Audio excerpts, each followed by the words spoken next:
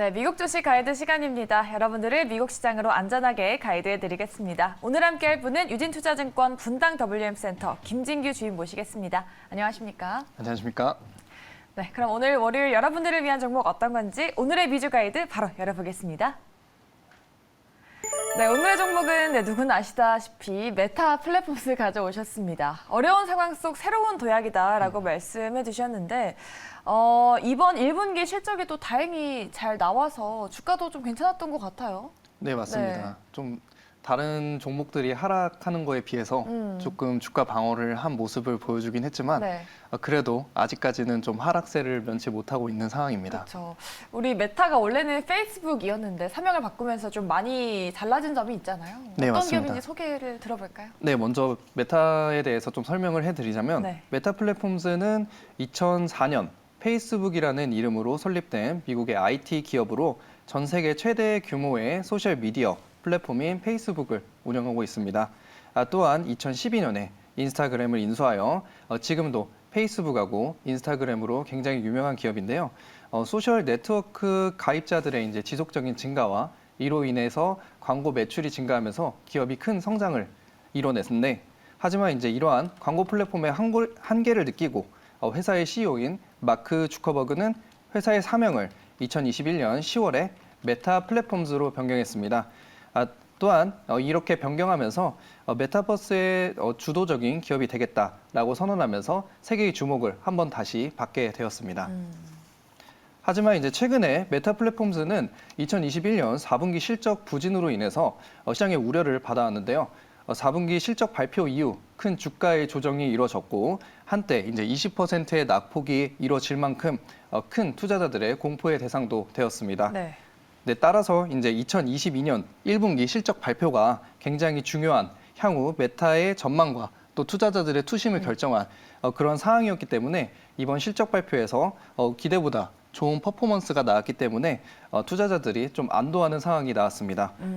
그 메타 플랫폼스의 이제 수익은 이제 대부분 광고 수익으로 나오게 되는데 2022년 1분기 메타의 매출은 279억 달러로 전년 동기 대비 7% 성장했습니다. 지속적인 성장을 보여주고 있지만 메타는 상장일 이래 최초로 한 자릿수 대 성장률을 기록하게 된 모습은 조금 아쉬운 부분이라고 좀 말씀드릴 수 있겠는데요. 하지만 주당 순이익인 EPS를 보시게 되면 EPS는 애널리스트들의 예상치보다 8.21% 높은 2.72달러를 기록하면서 컨센서스를 상회했습니다. 다음으로는 페이스북 일간 활성화 사용자를 보시게 되면 지난 분기 대비 3천만 명이 증가한 19억 6천만 명으로 집계됐습니다. 이용자 수가 애널리스트들의 예상치인 19억 5천만 명보다 크게 상회하는 모습을 보여줬는데요. 지난 분기에는 페이스북이 사용자 수치를 발표하기 시작한 이래 사상 최초로 사용자 수가 감소하는 모습을 보여줬습니다. 이로 인해서 성장세가 끊겼다라는 우려가 상당히 많았는데요. 이러한 우려가 반영됐기 때문에 큰 하락을 면치 못했습니다. 하지만 1분기에는 러시아 우크라이나 전쟁으로 인해서 이제 서비스를 제공을 중단했는데도 불구하고 이용자 수가 증가 추세로 돌아섰다는 점이 고무적입니다. 또한 월간 사용자 수와 또 실 사용자 수도 이번 분기에 다시 늘어났기 때문에 아직 성장세가 멈추지 않았다라고 판단할 수 있겠습니다. 또한 이제 메타는 2022년 1분기 실적 가이던스를 내놨는데요. 메타는 2분기 매출이 280억 달러에서 300억 달러를 기록할 것으로 전망했습니다. 이는 이제 애널리스트들의 예상치인 306억 달러보다 낮은 수치입니다. 메타는 이러한 이유가 현재 거시적인 흐름도 좋지 않고 러시아 우크라이나 전쟁 장기화로 인해서 가이던스에 영향을 주기 때문이라고 지금 설명했습니다. 특히 이제 애플의 개인정보 보호 관련 그 규정 강화로 인해서 네. 이제 매출이 하락하였고 또 메타버스 대규모 투자로 인해서 영업 비용이 계속적으로 증가하고 있다는 점을 리스크로 좀 작용하고 있습니다.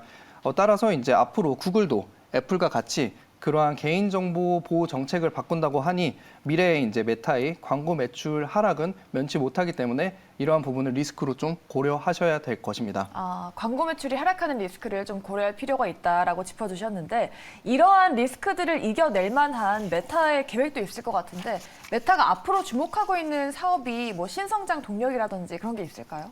네, 맞습니다. 앞서 언급드린 바와 같이 페이스북에서 메타 플랫폼스로 사명을 바꾸면서 이제 메타버스에 사활을 걸겠다라고 이제 마크 주커버그가 언급했는데요. 이번에 주목해야 될 점도 바로 이제 메타버스 관련 전망이고 이번에 메타버스 관련과 좀 진척 사항이 발표가 됐는데요. 메타는 이제 현재 메타버스 플랫폼으로 개발 중인 호라이즌의 사용자층을 넓히겠다는 계획을 밝혔고 또 메타는 올해 안에 호라이즌의 웹 버전을 런칭할 계획이다라고 말했습니다. 이것은 이제 별다른 AR이나 VR 기계 없이 이제 호라이즌에 접속할 수 있게 하는 방침인데요. 1등 소셜 미디어 플랫폼으로 도약하기 위해서는 우선 이제 사용자 수를 늘리고 또 그러한 커뮤니케이션을 형성해야 된다라는 경험에서 나온 것으로 해석되고 있습니다. 또한 새로운 AR, VR 하드웨어를 내놓을 것이다라는 계획 또한 발표됐는데요.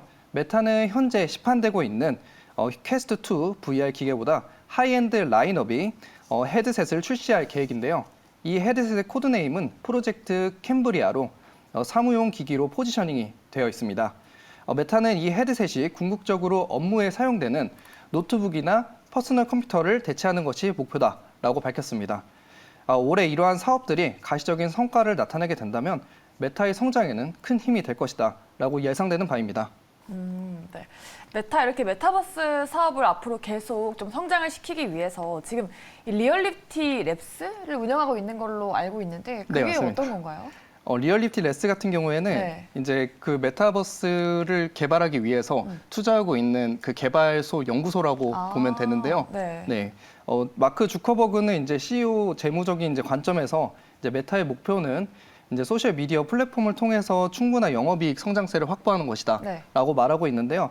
수익성을 지켜내면서 리얼리티 랩스를 통해서 메타버스 플랫폼 개발에 대한 투자를 지속하겠다라고 밝히고 있습니다.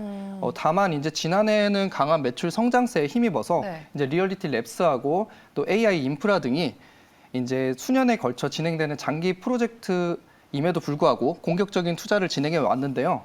지금은 현재 매출 성장세가 둔화된 상황이기 때문에 이러한 프로젝트에 대한 투자 속도를 줄일 수밖에 없다라고 언급했습니다. 또한 실제 메타는 기존 플랫폼에 대한 투자가 2022년 지출 증가에 가장 큰 영향을 미칠 것이다라고 밝혔고 리얼리티 랩스와 관련된 지출은 그 다음의 것이다라고 발표를 했는데요. 이는 이제 현재의 사업의 수익성에 집중하겠다라는 의도가 보입니다. 기존 플랫폼에서의 수익이 지속적으로 창출 가능해야 메타버스에 대한 투자도 이어질 수 있기 때문에 현재 수익원에 집중하여서 미래 장기 산업인 메타버스도 발전시키겠다라는 의지로 해석됩니다. 그럼 메타버스 말고도 지금 주 수입원이 디지털 광고 시장이잖아요. 그리고 이게 좀 궁금하고 일단 우려가 좀 많았던 부분이 있었는데 앞으로의 전망을 어떻게 봐야 될까요? 전망 같은 경우에는 이제 현재 나스닥 시장이 현재 좋지 않습니다. 그 이유는 거시적인 측면에서 좀 볼 수 있겠는데요. 미국의 1분기 국내 총생산 GDP는 1.4% 줄어드는 것으로 집계됐습니다. 이는 이제 시장의 예상치인 1.0% 성장과 좀 반대되는 결과가 나타난 것인데요. 미국의 분기 성장률이 마이너스로 돌아선 것은 이제 팬데믹 초기인 2020년 2분기 이후 처음입니다. 또한 지금 물가 지표를 나타내고 있는 개인 소비 지출 PCE 같은 경우에도 1분기 기준으로 전기 대비 7.8% 상승했고 근원 PCE 같은 경우에도 5.2% 상승한 것으로 현재 나타나고 있는데요. 인플레이션 고점이 지나갔다라는 예측과 다르게 4분기와 비교해도 소폭 상승한 모습을 현재 보여주고 있습니다. 따라서 역성장 기조도 지금 보이고 있는 상황이고 지속적인 인플레이션 상황으로 인해서 나스닥의 대부분 기업들이 어려운 시기를 보낼 수밖에 없다라는 현실인데 현재 메타버스에 투자하고 있는 메타 역시도 금리 상승, 또 물가 상승 압박, 또 경기 하방의 압력으로 인해서 현재 그러한 투자가 줄어들 수밖에 없는 상황이고 장기적인 사업인 만큼 메타버스 산업이 이러한 상황을 이겨내지 못한다면 미래는 존재하지 않을 것이라고 판단되는 바인데요. 다만 현재 메타는 이전과는 다르게 현실의 현금 흐름과 성과에 집중하겠다라고 이번에 1분기 실적에 발표하였고, 또한 현재 XR 기기 또한 큰 폭으로 성장하고 있고 매출 증가세를 보여주고 있기 때문에 메타버스 투자의 가시적인 성과도 조금씩 드러나고 있는 상황이다라고 말씀드릴 수 있겠습니다. 네. 따라서 이러한 이제 매출이 지속적으로 일어나면서 광고 수입이 확보가 되는 것이 메타버스 투자에 대한 가시적인 성과로 2, 3년 안에 일어나게 된다면 앞으로 메타 또한 그 지금 현재 주가가 큰 폭으로 하락해 있는 상태지만 다시 한번 상승 기회를 얻지 않을까, 성장 동력을 얻지 않을까 생각하고 있습니다. 이런 성장성을 고려할 때 지금이 그럼 저점 매수 타이밍이다라고 봐도 될까요? 아무래도 메타 같은 경우에는 현재 광고 수입원이 주 수입원인데 네. 현재 이제 단기적으로 애플의 개인정보 보호 조치가 그렇죠. 기존의 이제 맞춤형 광고 사업 모델에도 영향을 주고 있다라고 이번에도 매출 발표를 할 때 언급을 했었는데, 하지만 동시에 이제 장기적으로 개인정보를 추적하지 않고도 효과적으로 광고주가 목표한 고객층에게 광고를 노출하는 기술을 개발할 수 있다라는 자신감을 보여줬는데요. 이는 이제 메타가 보유한 소셜 미디어 플랫폼에서 활발하게 상호작용이 이루어지고 있기 때문에 자체적으로 축적한 데이터가 충분하다라는 점이 자신감의 근거가 되고 있습니다. 또한 이제 여기에 인스타그램에서 제공하고 있는 쇼킹 영상인 상품인 릴스에 대해서도 이제 장기적으로 이제 도입할 것이다. 광고를 도입할 것이다라고 네. 계획 중에 있는데 메타는 인스타그램 사용자들이 플랫폼에서 보내는 시간 중 20% 이상을 릴스에 할애하고 있다라고 밝혔습니다.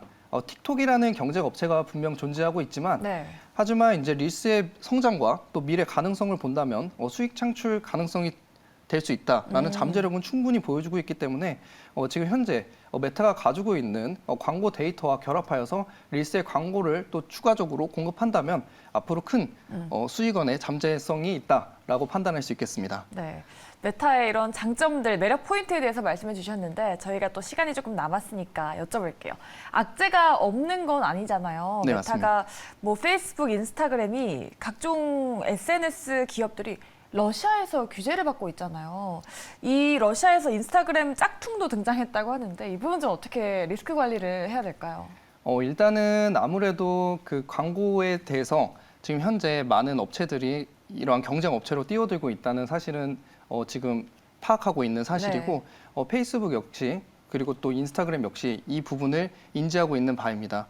따라서 현재 이러한 것을 극복하기 위해서 자신만의 개인적인 데이터 축적, 아까 말씀드렸던 그러한 기술력을 지속적으로 확보하고 네. 이러한 것을 바탕으로 타겟팅하여서 소비자들에게 광고를 잘 할 수 있도록 현재 개발 중에 있기 때문에 그러한 개발력에 달려 있다라고 말씀드릴 수 있겠는데 네. 메타 플랫폼스 같은 경우에도 현재 그러한 문제점을 인식하고 있고 그러한 기술력을 지속적으로 확보하고 또 현실 수익원에 집중하겠다라고 현재 언급한 만큼 앞으로 더 많은 발전이 있지 않을까 생각하고 있습니다.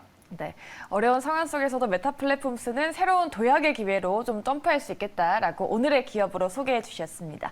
네, 오늘 위주 가이드 종목 잘 참고해 보시면서 앞으로의 주가 추이도 잘 눈여겨보시기 바랄게요. 오늘 함께한 분은 유진투자증권 김진규 주임이었습니다. 말씀 고맙습니다. 네, 감사합니다.